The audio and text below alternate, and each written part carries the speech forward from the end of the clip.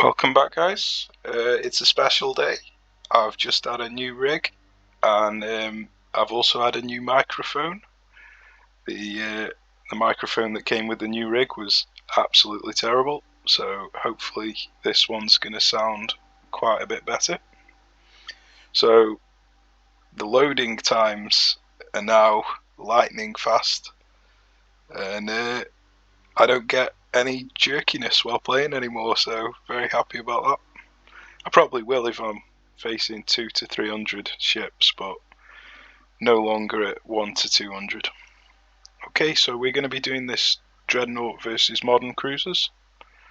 I know it's quite a tough mission, so that's why I'm doing this on this 08.8 live build.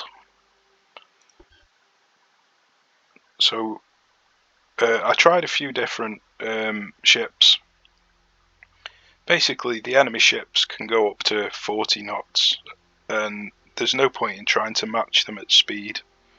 So I found that just going down to the minimum is plenty good enough. Occasionally they do retreat away from you, at which point there's nothing you can do about it. Even if you had 25 or 30 knots, they'd still be able to outrun you, so there's no point in investing into speed at all. Always go maximum bulkheads and maximum beam for the accuracy, and maximum training also for the accuracy. So we've got 12.9 inches.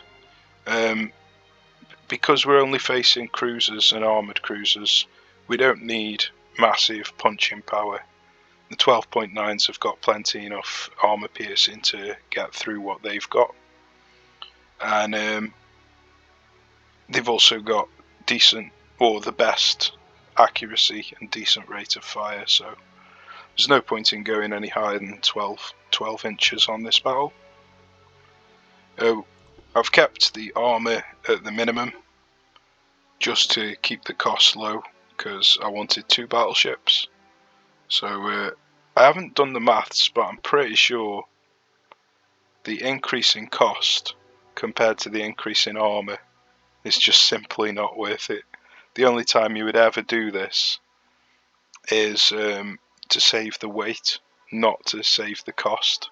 So the cost to armour ratio is actually worse as you go up, and like I say, the only thing you do it for is to get the extra weight. So I haven't invested in any other components because we want to put everything into armour and into the guns themselves. So because we're only facing cruisers and battle cruisers, we're keeping the AP shells on semi, otherwise we'll have too much armour piercing and we'll just get overpens all the time. If you do go on semi, I recommend not going on capped ballistic on the HE, because the armour piercing shots will be too similar.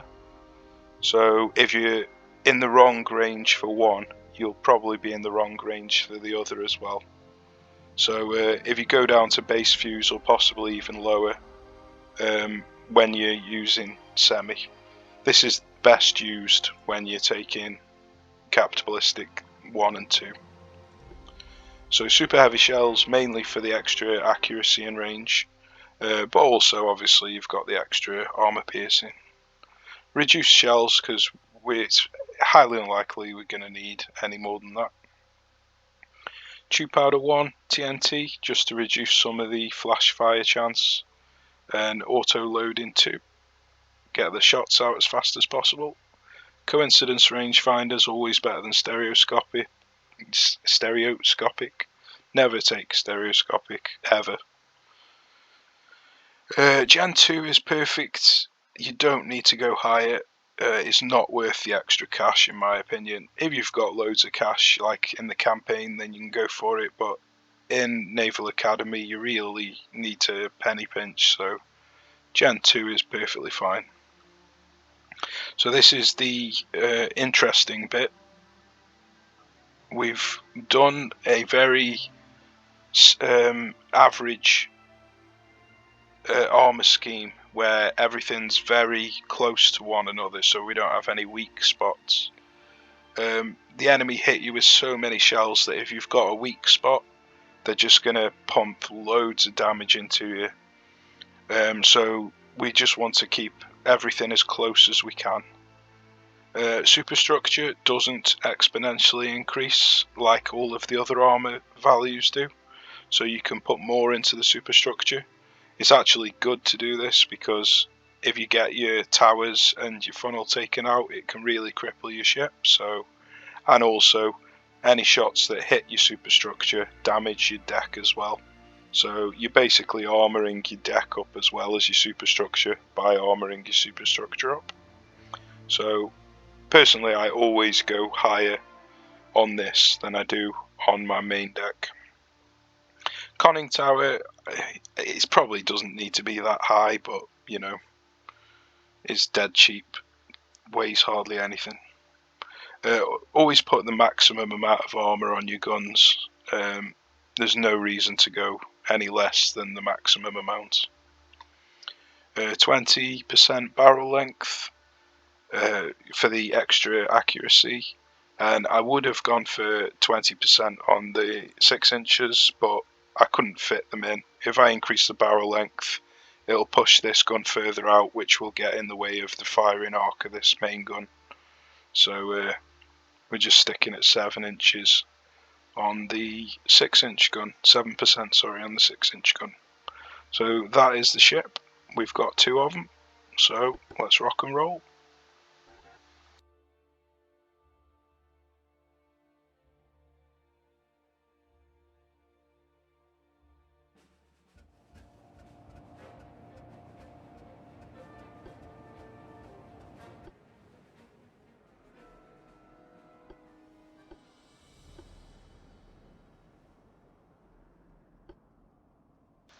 So just dropping down to cruise speed just to get the extra accuracy, putting the ships onto loose, so if the front ship gets crippled, I don't get a pile up. Gives me chance to detach this ship and move away. And obviously taking avoid ships off because you never want that on. So if the enemy decide to retreat, there's nothing we can do about it, so we've just got to hope that they stay and fight. And there's not much you can do about if the enemy have got amazing ships either. They've got practically double the amount of cost in the sea that we have. So if they've got a good design, they're going to win no matter what. So you just got to hope that they haven't got as good a design as you have. So quite often what I'll do is I'll put one of my ships onto HE, the other one onto AP, just to cover all the bases. Sometimes the AI doesn't intelligently change these when it should, and it can quite often just keep firing HE and you won't get any pens. Also, it can do the opposite, it can keep firing AP and you just keep getting over pens. So I like to just do one of each, just to cover all bases. So we've taken one ship down, but we have taken 1/4 of damage on this ship. So it's not exactly going perfectly.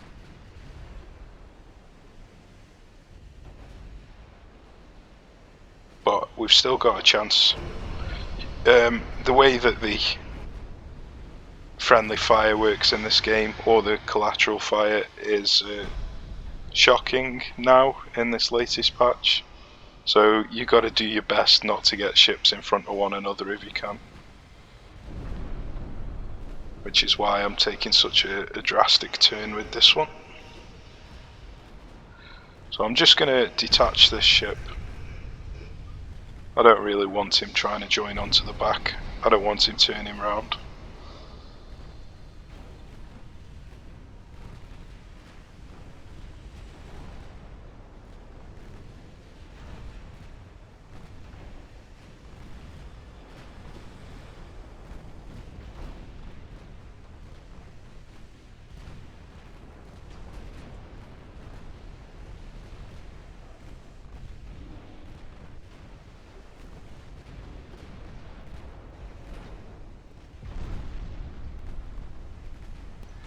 So our armour's doing quite well.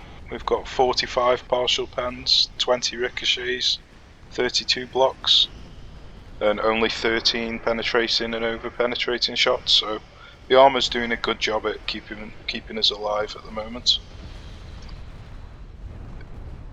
Obviously the enemy ships are incredibly powerful in this battle, so you really need a lot of armour just to stand a chance.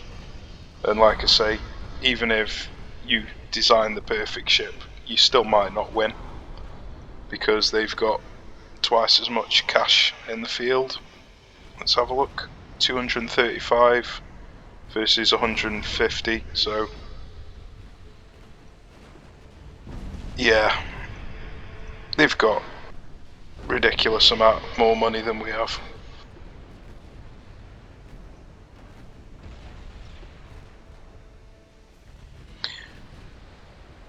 Really, I should have finished this ship off earlier, but I was just letting the auto fire take over. Quite often, I don't like taking it off aimed to switch to another target manually. Looks like we're going to eat a torpedo here, but we've got absolutely nothing we can do about it. We've got our rudder taken out, and this ship is incredibly terrible at manoeuvring anyway, so even if we didn't have our rudder taken out, we wouldn't have been dodging it.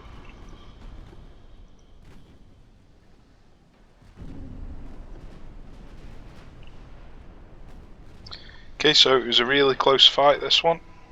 The enemy had really decent, really expensive ships, but I think we're going to pull through. Especially with massive hits like that.